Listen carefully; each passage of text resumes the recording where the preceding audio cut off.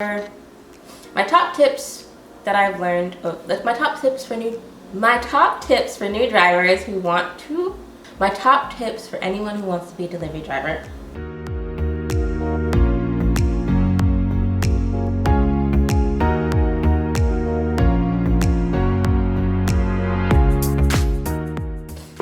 Hi guys, welcome back to my channel, and I am Kalari. For those of you that do not know me, I actually go by many different names. Kalari is not my real name, it is my artistry name and the name that I decided that I want to use on all my social media platforms, because why not? In today's video, we're going to be talking about Uber Eats, how I earn my money, how long I've been driving, and some useful tips that I've learned throughout my years of doing this thing. I'm going to be talking about the things that I have learned over my years of doing Uber Eats, my small years, let me rephrase that, my small years of doing Uber Eats, tips that I have learned, and new tips for drivers who are trying to start making money during these times where it's hard to find a job. So let's get started. So, how I started driving for Uber Eats. I was actually referred to Uber Eats by one of my friends that I used to work with. Amazing girl, love her. She's a ray of sunshine. And I started doing it when I used to work in retail. I just needed extra money, you know, struggling young adult story, yada yada yada. So that's how I started doing Uber Eats, and that was like almost, I think, 2.5 years ago. I started driving in like 2017, like probably halfway through the year or something like that. I started driving for Uber Eats and have been driving ever since. Okay, so here are some tips that I have for anyone who is just starting out and wants to be a delivery driver. So first of all, you need to figure out what platform you want to use. I say it's okay to sign up for all three. There isn't anything that limits you from signing up for all three because you are an independent contractor. If you were an employee now, that would be a different story, where it's like, oh, that competition clause that a lot of employers have, like you cannot work for another company that is their rival. But because you're an independent contractor, you can do what you want, as far as like if you want to test out all three and see if you like them. One thing I will say about Postmates and DoorDash, when I started driving for them last year, for the short time that I was with them, is that they give you free delivery bags. I'm not sure about now, but that was definitely a nice touch. Always contact support and use your resources. Support is going to be your best friend. If you have any issues, contact them. If you think that you might be late to a drop-off for something that's not in your control, like a ridiculous amount of time, 1, contact the customer. 2, contact support and let them know, because they will make a note on your account. And just in case you get a customer that's like really angry that you're super late for something that you cannot control, then if they try to rate you badly, like, support will be able to help you out in those cases. Another good thing is if the customer changes the address and you decide to go, you may potentially be additionally compensated for your time, depending on your tier. I have been in the top diamond tier / pro tier for like since last year. Normally, if you're a diamond tier and you go, you can get up to $6 added for just going the extra mile to deliver it. And usually it's not that far when the customer wants to change their address. So always contact support, because you never know what's gonna happen. Delivery bags. Delivery bags are so good. They're a blessing and a curse. They're a blessing because they keep food warm. This is a delivery bag that I got for free when doing Postmates. The only thing I will say that it's a curse is because car seat being like kind of at an angle, if you are not careful, especially like with deliveries like McDonald's, who usually put the drinks in the bag and seal it, if you're not careful, and Starbucks as well, if you're not careful, it can cause spillage and it could cause some damage inside the car. So be mindful of, like, inside of your delivery bag, where are the drinks, and knowing, like, is it in the bag right, and things like that to prevent spillage and damage to your order. Taxes and pay. So if you are going to start out driving, just know if you make over $600 Uber is going to send you a 1099, I think, K form, which is the independent contractor form. They do not report your earnings to the government because you are an independent contractor, and that is your responsibility. At the end of the year, they do give you a summary of how much you made, things like that. It is not an actual tax document. It is not the thing that you submit. It is just something they generate to help you. You are responsible for calculating all of your earnings, all of that stuff. Plan on making over that $600, definitely invest in things that will help you during that tax time. Especially, I just got a text, and this is not, I'm not a tax expert, dude. This is not tax advice, not tax advice. I'm just telling you things that I use that may help you. Always consult an expert before you get started, or if you're confused, do some research. But these are some of the things that I use to help me out during tax time. I use a mile tracker, I use Mile IQ. They do have a free version of the app, and then they have a part that you pay for it. I pay $5.99 plus tax every month, and I can track unlimited miles. I think if you do the free version, you can only track up to like 35 drives or something like that. They might have changed it, I'm not 100% sure, but I'll link that stuff down below. And then my last tip for anyone who wants to be a driver is always be kind. Be kind to the people at the restaurant. Be kind to your customers. Kindness goes a long way, and don't be overly friendly. I've had a customer tell me one time that a driver gave her a hug and she felt so uncomfortable, and I was like, that's so creepy. Like, what? No, that's weird. And so be courteous, be kind. Don't start flirting with your customer trying to ask them for their number, because that is actually against the guidelines.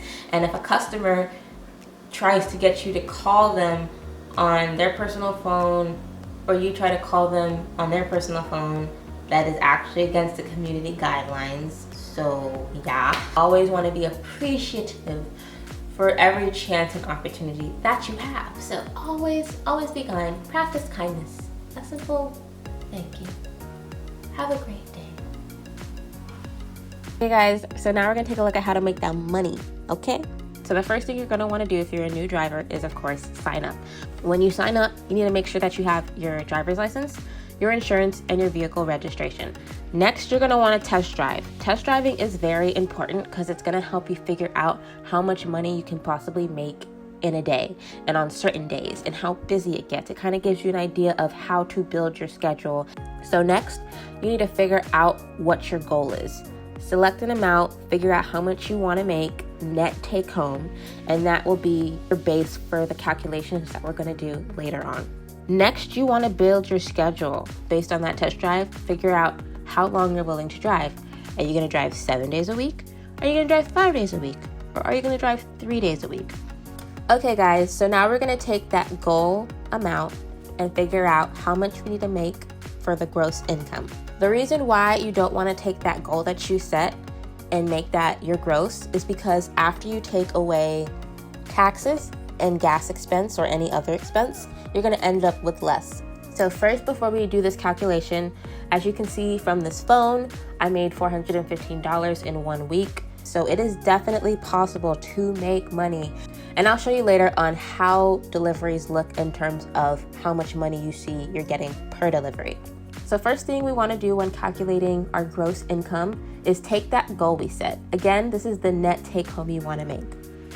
From this test drive that we've done, we realized we only want to work 5 days a week. So when doing our test drive, we have also discovered it takes 2 days for us to use a full tank of gas. And to fill up 1 full tank of gas is $15. So, and these numbers are based off of my vehicle. I have a Honda Civic, and I have noticed when I drive for Uber Eats, after 2 days, I have to fill up my tank. So it takes 2 days for me to use a full tank of gas. So we take 5 and divide it by 2 because we are going to be driving for 5 days. And after 2 days, we're gonna have to fill up our tank. So that means we're gonna have to fill up 2.5 times a week. Multiply 15 times 2.5 and we get our weekly gas expense of $37.50. Next, we realize that we want to take 15% out for taxes. Again, this is going to change depending on your circumstance and how much money you actually make. Always consult a tax professional before deciding this amount yourself. For this example, we have realized that we need to only take out 15% in taxes. So now that we have discovered all of these different things, now we can calculate our gross income that we need to make. So first, we're going to take our net take-home goal of $450 and add it to our gas expense of $37.50. This is going to give us $487.50. Now it's time to calculate the gross. So because our tax rate is 15%, we're going to subtract 15% from 100. This calculation isn't on there. I'm just telling you how I got to this 0.85. So we need to divide $487.50 by that 0.85, and that gives us our gross income of $573.53. The next two equations are just working backwards to show how you get that net goal after you made that amount. So that's kind of how you calculate your gross income. Again, you can change these numbers to suit whatever your needs are. I will put in the description a basic equation of how it looks without these numbers. In order to figure out how much money you need to make in a day, you need to figure out how many days you're willing to drive. I don't set an actual hourly time I want to drive because, again, Uber calculates how long you have been driving or your online hours from the moment you go online, from the moment you go offline. So sometimes I'm not actually driving, I'm at home when I go online. So I don't take into account hours I spend online. I take into account how many trips I need to do to reach my goal. That is how I calculate it. So I have learned from doing Uber Eats that, and this isn't always true, but I have learned from doing Uber Eats that it takes 30 minutes to complete one delivery. Again, this is not always true. Sometimes it takes less, sometimes it takes more. Uber will always tell you how long the estimated time is, as you can see from this trip. So you can choose to decline a trip or accept it. So if you want to calculate hourly, you would just have to figure out the minimum you're going to accept per trip, and then you can figure out your hourly rate. So for example, I do not accept trips less than $10 if it's really busy, meaning the minimum that I want to make an hour is $20 an hour. Again, it's going to fluctuate because it's demand and because it's all depending upon if your customer tips or not. So if you look at this other phone to the right hand side, you can see that there are hot zones and you can earn extra money if you deliver in those hot zones. So again, this is going to depend on what city you live in.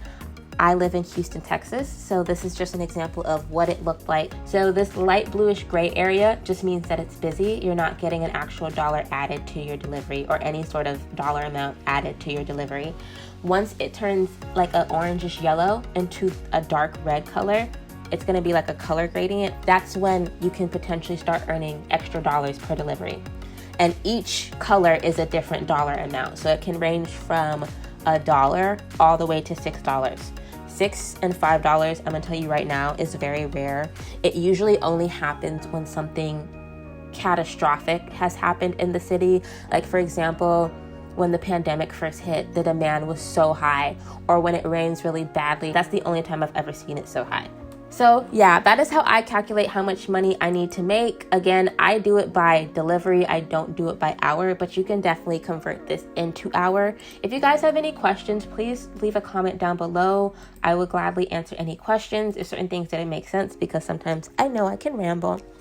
Go ahead and leave a comment down below and ask me any questions. I'll try to answer y'all's questions to the best of my abilities. But yeah, that's it for calculating your earnings. Okay guys, that is it for this video. I hope you guys enjoyed it. If you learned something new, go ahead and leave a comment down below, or even if you're interested in driving or are a driver, I would love to hear from you, or if you have any questions, let me know. I might be able to answer them, just in case I missed anything in this video, because I kind of tend to ramble when I talk. So don't forget to subscribe. Don't forget to subscribe to my channel if you want to see more content from me. I'm trying to post every week, but again, I just started my work from home job, so I'm trying to build a routine. I might make a video on that later if you guys are interested. But yeah, and don't forget to share this video with anyone you think would be interested, and I'll see you guys next time. Bye!